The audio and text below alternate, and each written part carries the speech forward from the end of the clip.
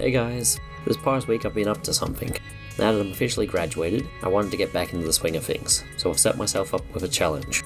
Every day for the next 30 days I'm going to be using a random word generator to pick a topic to make a Houdini scene from. I have no idea what kind of words are going to come out, and I'm definitely not going to have time to polish up everything, so I'm sure it's going to be rough. The plan right now is to simply start a bunch of things, then come back later and polish up whatever I've taken a liking to.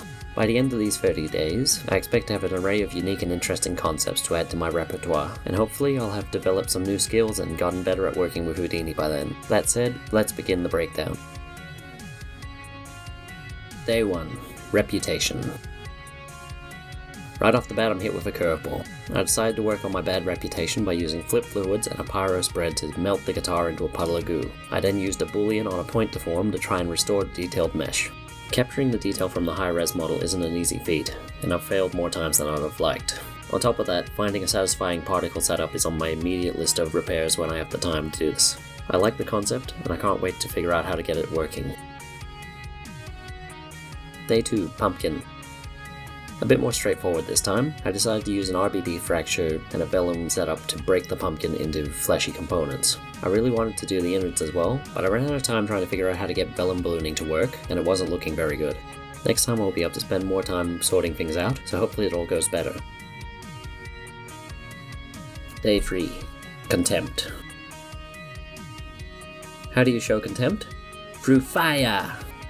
This is a simple pyro spread simulation, so I started investigating ways to make him crumble into ash. I ran out of time before I got much further than a quick vellum sim, but I really look forward to seeing what I can come up with when I get the time to actually explore this fully. Day 4. Black. This one ended up a bit more abstract than I intended. I'd started out thinking I'd do something black hatching from an egg, then I made the tentacles happen, then it just kept evolving into this black comedy tableau. Honestly, I'm not sure how it happened. There's quite a few things going on here. I used crowd simulation to blend the animations for the skeleton, flip fluids with varying viscosity to make the egg, and vellum grains to drive the tentacles. The grains are set to move towards a specific target, or remaining attached to its source. A particle fluid surface was then added to turn the grains into ropey carnivorous egg. I think it turned out pretty well, but we'll definitely need to have more work done in future. It doesn't flow as smoothly as I would have liked it to have, and it does jitter all over the place, but it is a good start to a very interesting process. I look forward to coming back and fixing this up when I have the time. Day 5. Global. Nothing more global than an apocalypse. This one has got to be my favorite for the week. I spent a fair bit of time figuring out how to transfer the exact colors from the globe across to the point scatter, only to then set the colors to change over time as the Earth disintegrates. There are 3 main stages to this piece: a pulp neck gradually blowing away the surface over time, a mesh boolean removing the original model on the same timing, and an additional pyro simulation retrofitted from a billowing smoke to burn down along the interface. The finicky part will be getting everything to look right as it plays out. I will need to make sure all the textures from my Earth are working properly, and I will need to do up a separate cloud layer so that they aren't just blotches on the landscape. I'll also need to adjust the particles to blend better while I'm at it. There's plenty of room for improvement, but I like it.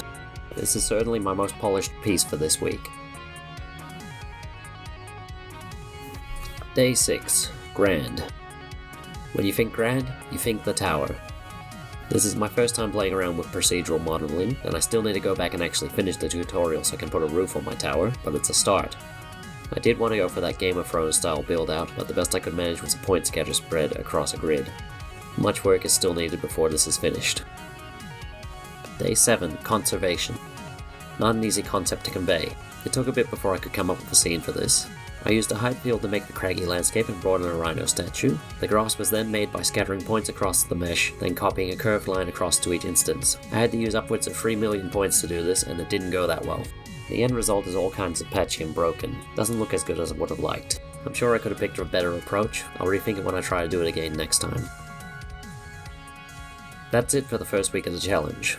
Some hits, some misses, and a whole lot of trying to come up with workable ideas. Come back next week to see how week 2 played out.